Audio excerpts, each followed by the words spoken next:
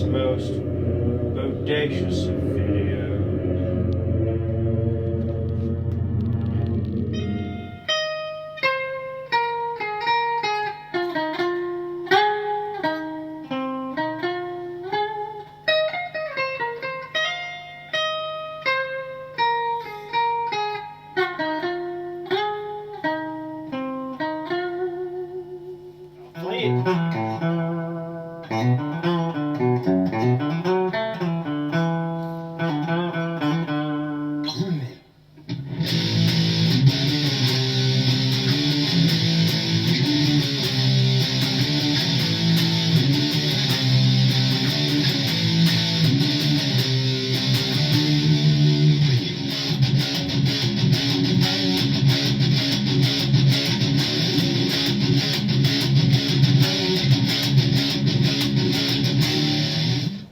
Bonjour!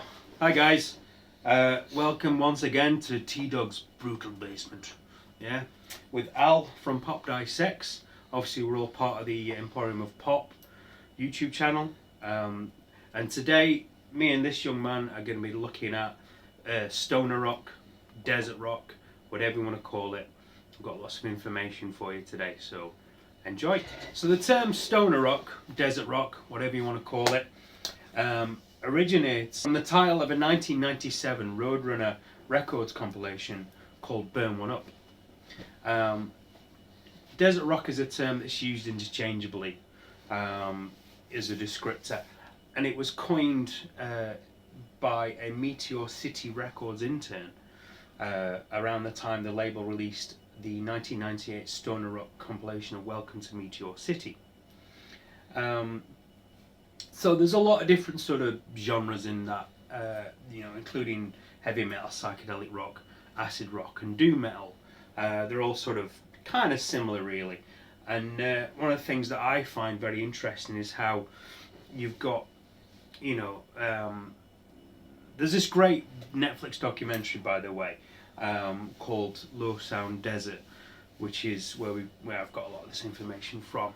And the really cool thing about it is that there's this sort of small area in Los Angeles, commonly known as the Low Desert. It's in the Coachella Valley, and how that small group or that small town vibe, the people there came up with this sort of music where they sort of took the punk rock influence and kind of made the music themselves, sort of took a DIY approach to it.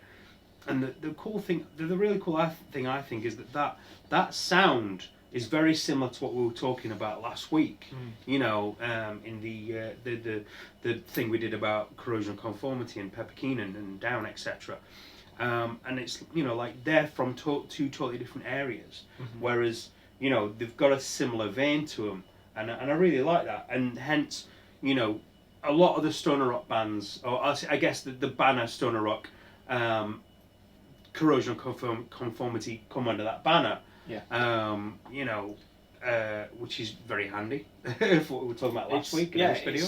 It's like a cross genre, because you look at the sludge scene back in New Orleans and the whole COC, Melvins, Down kind of thing. They're all doing their thing, and then these guys are obviously a little bit after. They're kind of doing their thing.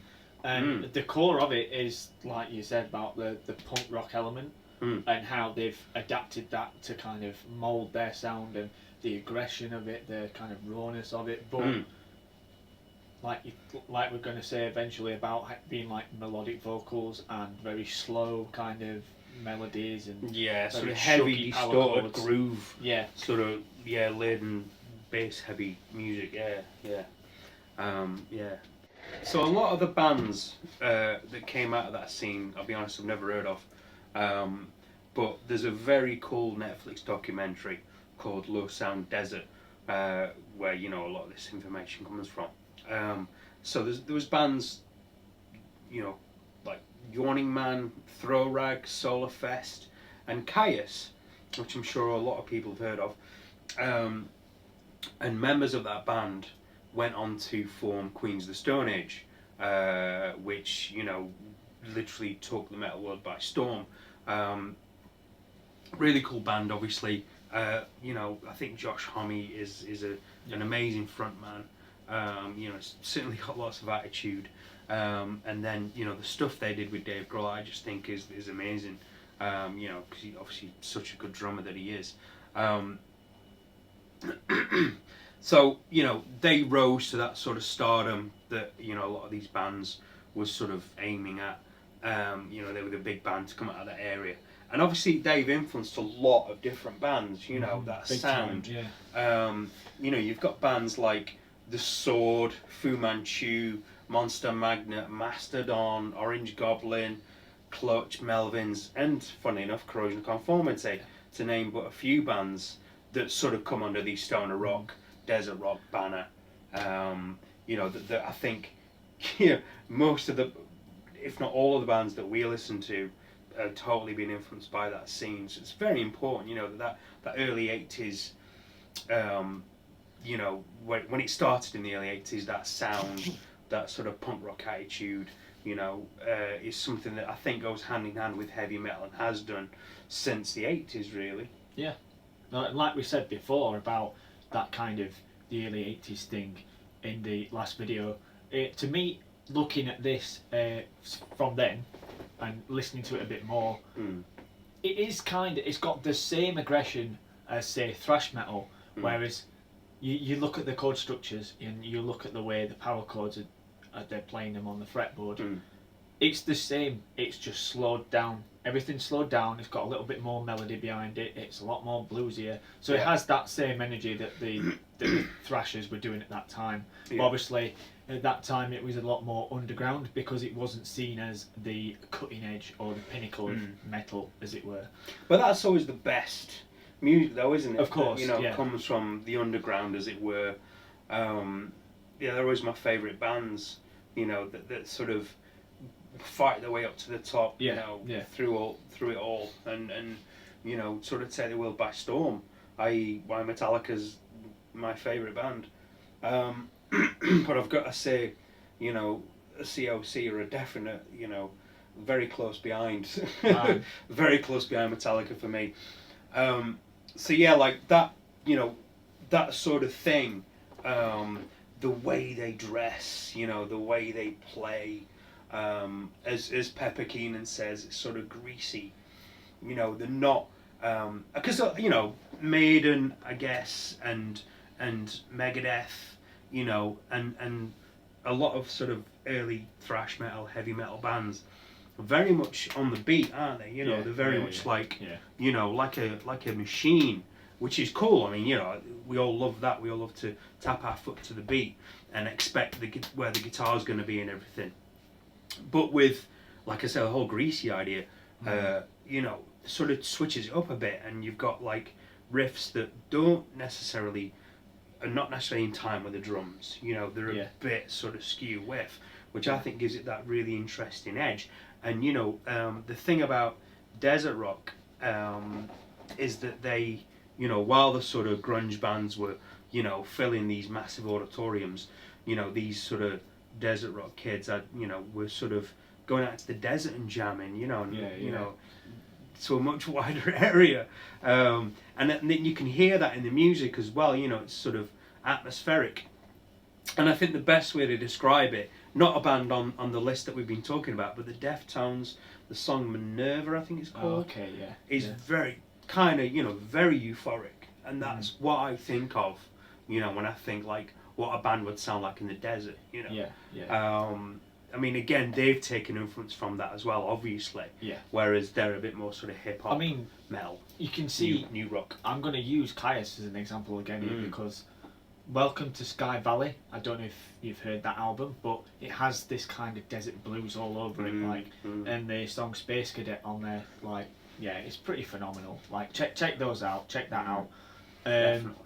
And then it's interesting to know, like, nowadays, because again, I feel like it's been pushed more underground. It's more of its own community, and there's pockets of it all over America and Britain at the moment as well. Sheffield has its own scene like that.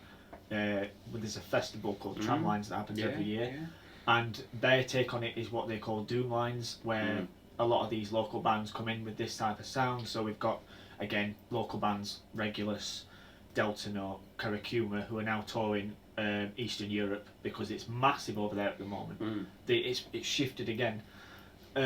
So, yeah, and then from that you've got bands in Japan like Church in Misery, a band called Boris, who I've just been telling Tim about recently. Funny name, man. Yeah, it is a bit. So that sound has developed over time, and it's still kept its rawness. It's still kept its kind of off the beat, hanging on to this note as long as possible before it comes in. It's a very hypnotic kind of tempo and rhythm. It makes you kind of just, I don't know, almost not headbang but kind of rock. Like It's got that hypnotic kind of hypnosis feel to it. I think. I mean, I find all that sort of stuff very mellow. Yeah, you know, definitely. Like I can chill out to that sort of stuff. Even even like these sort of more aggressive side, I still find it very relaxing.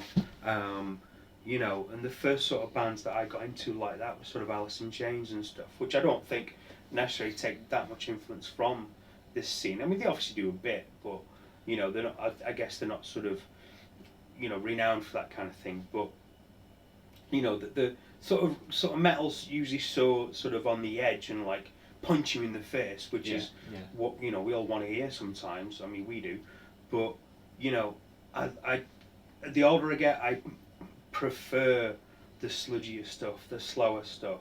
That's got a really nice groove to it. Like you say, you can groove to, you can rock to, you can chill out to. And it's just great. I mean, I think there's a lot of different, obviously, styles of metal and people that it's almost like people want to pigeonhole everything, and that kind of does my head in a bit, because like to me it's just rock music, from Slayer to COC, it's just rock music as far as I'm concerned, but think, you're more into the sort of labels than I am. Yeah, and I think that's where we differ on that side of things. Where I need to know what this is from and what this sounds like. To kind of compartmentalize music in my head a little bit. But again, that's personal. Yeah, and it's not a bad thing. It's just I guess we see things slightly differently, which is cool, and we're still friends. Just funny, isn't it? Because in this day and age, for keep now. Watching, guys. Next video. Next video there'll be a fight. But no, like I mean, seriously, in this day and age, like, what I mean, you get the impression from the media and everything that, if you disagree, then you fall out and you can't be friends, and it's just stupid. People need to grow up. But anyway, I digress. I mean, so yeah, like, going back to its roots, I guess you could say it was even further back than that. So Black Sabbath were doing some pretty dirty stuff by that, when they were coming out. And I guess every kind of band of this genre will look and say, well, actually Black Sabbath did it. Tony Iommi was the instigator of all. That's precisely why there's a Sabbath riff at the top of this video, because you cannot do this sort of music without nodding the tipping the cap to Sabbath. They are they were the original stoner rock band. There's no two ways about it. And you wouldn't have the bands you've got without Sabbath. It's as simple as that. Ozzy is he's God for a reason. He really is the godfather of rock. So kind of like we've touched on before, stoner rock, desert rock, sludge, whatever you want to call it, really, typically is a slow to mid tempo. So they're not fast, crazy thrash songs. You've got sort of a really heavy distorted groove, sort of laid in with the bass. The bass is usually doing what the guitar is doing to really fan that sound, and you've got these melodic vocals. So what do you think melodic vocals means? Well, I was just thinking about this now. So for example, the Sword have their own kind of, I want to say, like monotone kind of level of singing. It's not monotone, but I know what you mean. Yeah, sorry, wrong word. Very simple melody lines. Yeah. So it's like da da da da da da da, and it's got that blues element in it with keeping almost like a flat line. and then particularly like with the sword, I almost feel like because what they're singing about, it's almost like very kind of monk-like, you know. They sing it straight. Jesu Domine, Dominus Requiem. Like one note, not really different in here and there in between, but still using the semitone thing, which is surprising. But then you've got bands like Orange Goblin, which are a little bit faster in the stoner rock genre, but then in their songs they'll have it hard hitting and heavy, and then they'll come into another section of the song where it's completely toned down, the guitars are dropped out, and it's all very bluesy. And their style of singing is quite high. So I guess it differs from band to band. But like the true element of stoner rock, again, probably say Kyuss. You know, they're like a good go-to mix band, aren't they? Exactly. If we're referencing Kyuss, please let us know. But I think Kyuss are the band that we probably know most about. I would say I this won't say genre. that personally, but yeah. Okay. But like, you do. Yeah. So, yeah, there is a difference, and then going into drums. I'm just going to reference Bill Ward for that one because everybody seems to play like Bill Ward in this genre. They do, yeah. There's a very big influence. I'd say what surprised me when I sort of researched this and looked up, you know, like stoner rock bands, etc., that Clutch popped up, because we were talking about this today and how, you know, we don't really think of Clutch as a stoner rock band. Like I kind of did, and then, you know, we've played these songs, we've played some Clutch songs together. You know, we've covered stuff, and to me, it's more. I think to both of us, it's more of a blues type rock. Yeah. But they're right in there in that in this genre. You know, you look them up on the internet, and there they are. You know, stoner rock band, and like that's cool that they sort of. I think they're one of the sort of bands that sort of cross that genre of like, you know, they clearly like early blues and stuff, which, you know, most musicians worth anything do, but the fact is that they have obviously incorporated that into their music, but people still see them as kind of just a stoner rock band, and I mean that's cool. It's not a bad title to have.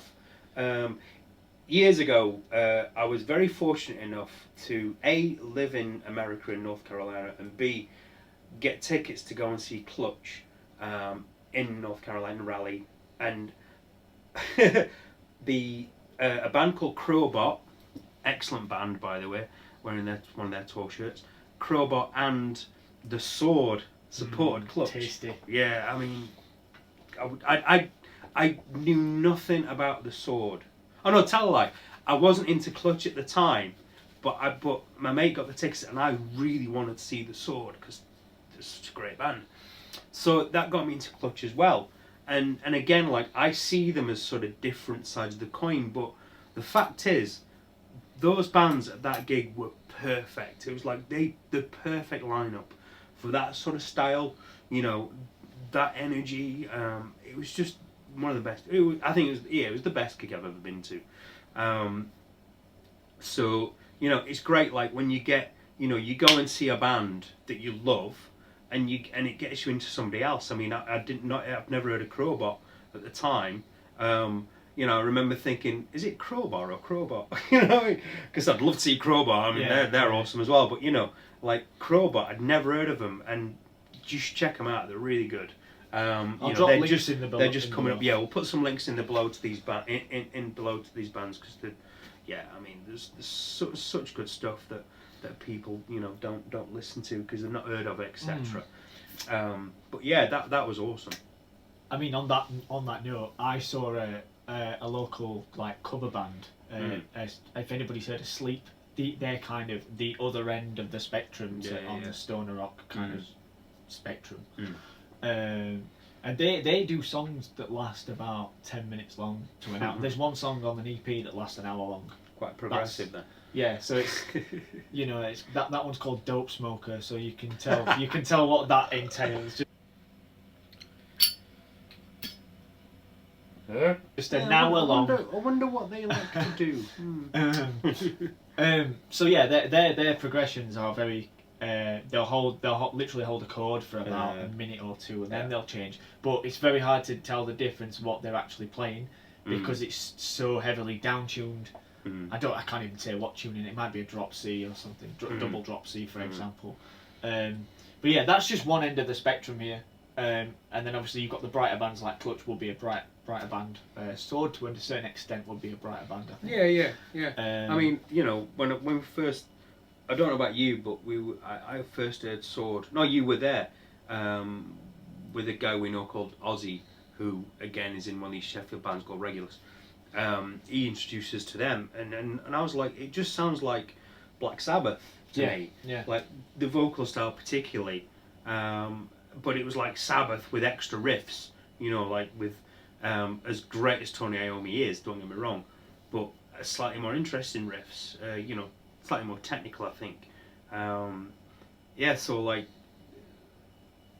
they obviously take influence, you know, like we said, from Sabbath, from everybody really, and that's the really cool thing about, you know, music in general, isn't it?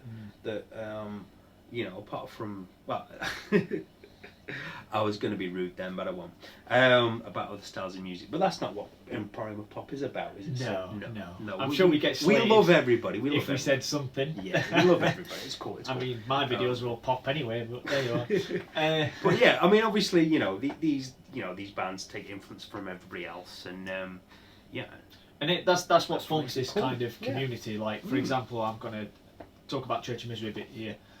So I forget the name of the Japanese guy. So basically, the format of the band is they at the start originally they were all Japanese. There's 4 or 5 of them, and only the bassist could speak English. So I saw these in Manchester, and it was quite weird to they think about like. You know, serial killers and stuff like that. So it's obviously, and their slogan is like "Doom laden from the grave." It says that on every shirt. And then they've got this kind of super band thing now. That there's a big band out there called Cathedral in this genre, and they've borrowed the vocalist from there because Church of Misery disbanded a few years ago. So this community all kind of a bit like the same kind of thing as the NOLA sound. That, you know, where everybody mixes with each other, everybody jamming. So the Queens of the Stone Age are a perfect example of that. Cool. So I think we've pretty much covered everything we want to talk about. Well, today. we could essentially be here for another day. I mean, we could go on and if you want us to do a full day's video, leave a comment in the below. Silly boy, don't you mean below? Come on now. You know, leave a comment down below. We'll try and sort out 24 hours worth of information. Yeah, man. Well, thanks a lot for checking this out. Yeah, I've been T-Dog. He's been Albert from Pop Dissects. I'm impressed. I remembered that. Yeah. And yeah, thanks for watching. Like we said, comment and subscribe. Check out the other Emporium of Pop videos. There's lots of very interesting stuff. Way more stuff to come. Again, tell us what you want. Yeah, please do. We're doing this for you guys, right? Yeah, we all clearly love it, but we're doing it for you. So if you want to hear anything, and I don't care what it is, you want to review Kylie Minogue, will, right? So get on it, yeah? Get on that keyboard. In fact, there is one album cover that I do like, and it was my first ever CD that I bought. But that's another story. Again, thanks for watching, guys. Subscribe, please. Like. Take care.